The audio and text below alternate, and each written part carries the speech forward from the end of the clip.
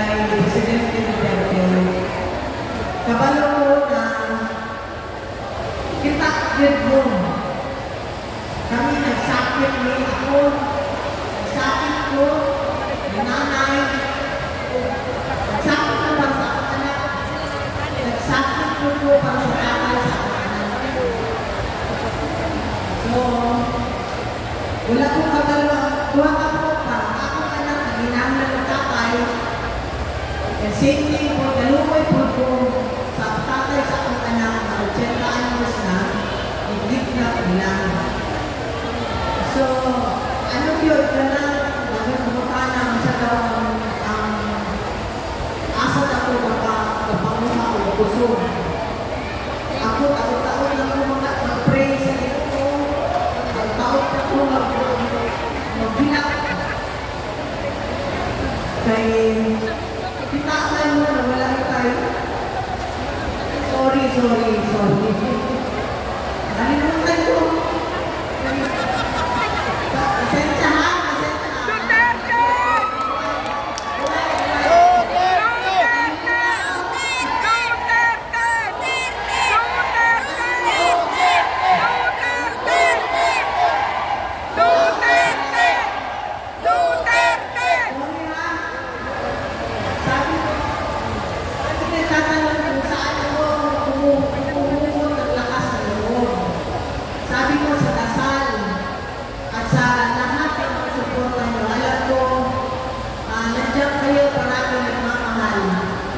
Yung mga tao sa hig, nandito ako, gusto ko silang pasalamatan, alam nila, araw sila kung meron akong kilala na malapit na pinagtatrabahuan na dumataan talaga siya.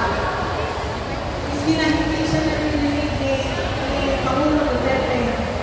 Sinasabi niya ganyan sa labas, tayo, nandito ako sa labas. So, yung mga, ano yung halo, may peryahe, drive, 27 hours na drive, papunta naman sa day. Tapos, yung mga, hindi lang isang beses at punta ko, ulit-ulit na pumunta. Yung nagsulako, yung nandun sa nagpapatay sa ating bahay. Gusto ko magpasalamat sa inyo, bumisita, marami mga bumisita galing Jensan, galing Cavite, isang araw. Sabi nila galing sila Cavite, galing Jensan. Gusto ko magpasalamat. Tsaka, nakita ko kasi, ayaw ko sana magsalita, pero, alam mo, napansin, hindi naman napansin, ngayon dapat, tagapagtanggol natin, gobyerno, diba? Noong panahon ni Presidente Duterte, di ba naalala nyo, sumpong nyo sa gobyerno? Sila ang dapat natatanggol sa atin, diba? Ngayon, diba? Sila ang nag-aapi sa atin. Hindi na tayo makalapit sa kanila. Kung tayo ang pinangiso ni Joseph, hindi na tayo makalapit. Hindi tayo presidente na at bago ng gano'n eh. Tayo pa kaya? Ano kaya maasahan natin sa kanila? Wala. Kung hindi nila pansin. Kaya pansinin nyo. Ano yung nilang mabuti? Yung mga senador na tumatakbo ulit. Walang hindi.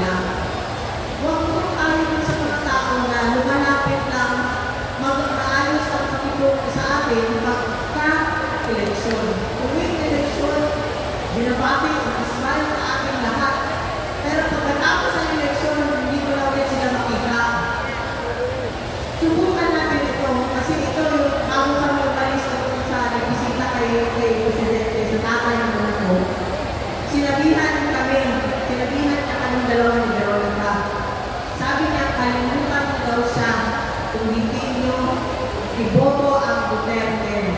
Lahat yan sila. Ma'am, sabihin ko sa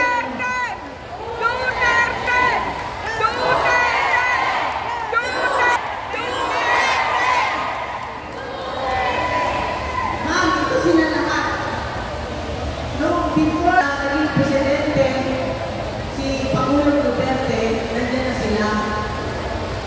Noong naging presidente, nandiyan sila. Noong hindi na presidente, nandiyan pa rin sila. Doon mo makita, ma'am at sir, sabi pala ng kaibigan ko, nakalimutan ko, may sir pala ba ako, ma'am. Sorry sir, doon mo makita kung anong klaseng pagkatao ang inulungkot nyo sa pwesto. Bahala na, basta hindi sumakit yung dibdib nyo, di ba? Ako sa totoo lang, ng 2022, binoto ko yung nakaupo ngayon dyan. Anong tawag nyo sa nakaupo dyan?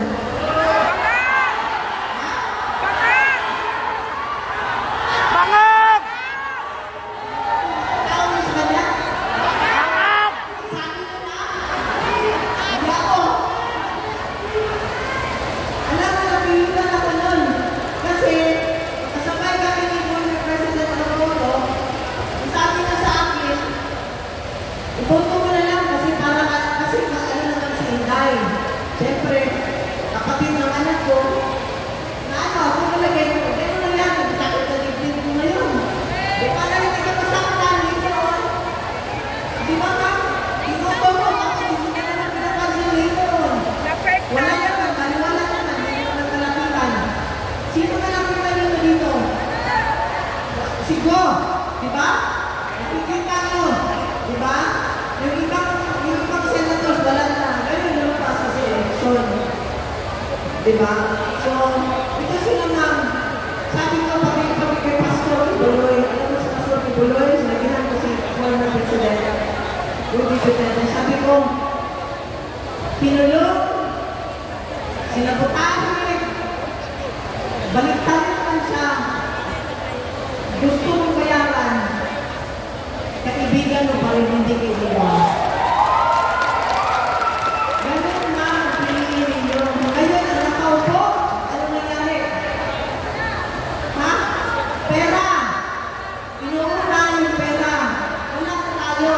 Basta sila may pera, sa kanilang pera, okay lang. So kaya ma'am, naging-usok, mamala sila naging-usok ako. Sana ngayong darating na eleksyon, ito na lang tayo. Dito na tayo, sir. Salamat, sir.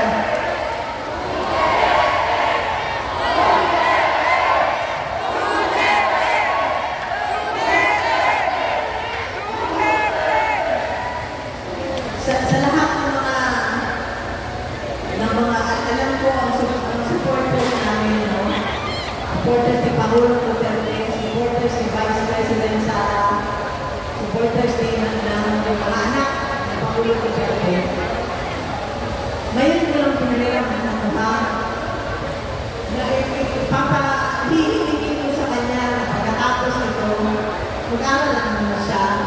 Hayaan niyo muna maging active muna siya. Tahan ko lang muna siya. Ngayon lang siya kasi pumutuloy lang siya, walang papa na ngayon. So, ngayon hinahayaan ko lang muna siya. Kung pwede ko lang siya gamit sa piyak ko para matentahan ko ulit gagawin ko. Kaya dito ngayon anak ko na ano ito na ano eh.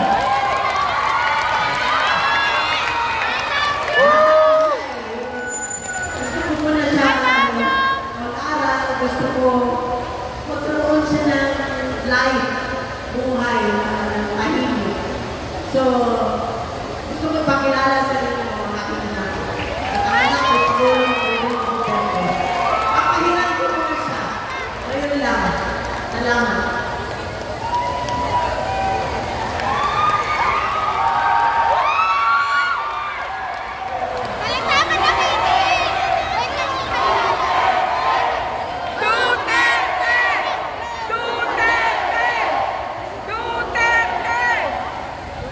Maayong gabi!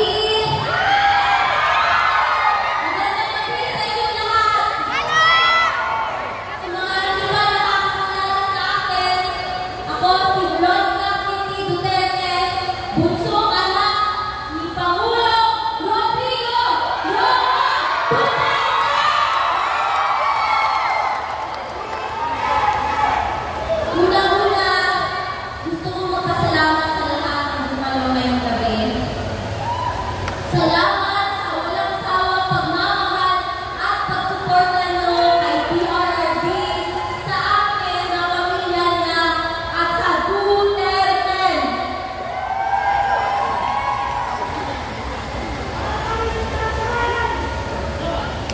Nag-usap kami ni Dadang dito kahapon. Sabi niya sa akin, ay sobrang proud siya sa akin at pagpatuloy ko lang daw ito. Binigyan niya rin na mahalin ko daw kayo kagaya ng pagmamahal niya sa inyo. Bata pa ako, 21 pa lang ako, at ayaw ko talaga sanang makasali. Pero namulat ang aking mata at naintindihan ko ang mga prinsipyo at paninindigan na ipinaglalaban ni Tatay Digong. Mahal niya ang bayan niya ng higit pa sa amin na pamilya niya. May kasabihan na the only thing necessary for evil to triumph is for good men to do nothing. Ito ang nangyayari sa Pilipinas ngayon. Walang tumatayong para ipaglaban kung anong tama. Mga kababayan, mga kabataan, magboto tayo ng tama. Magboto tayo ng may puso para sa pagserbisyo. Ngayong eleksyon sa May 12, 2025.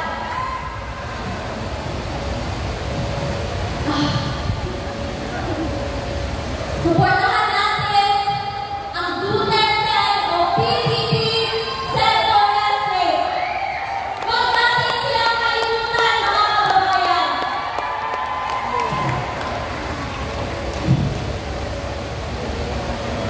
Muli ko iabot ang bilin ni Tatay Digong para sa bawat Pilipino. Sinabi niya ito sa akin.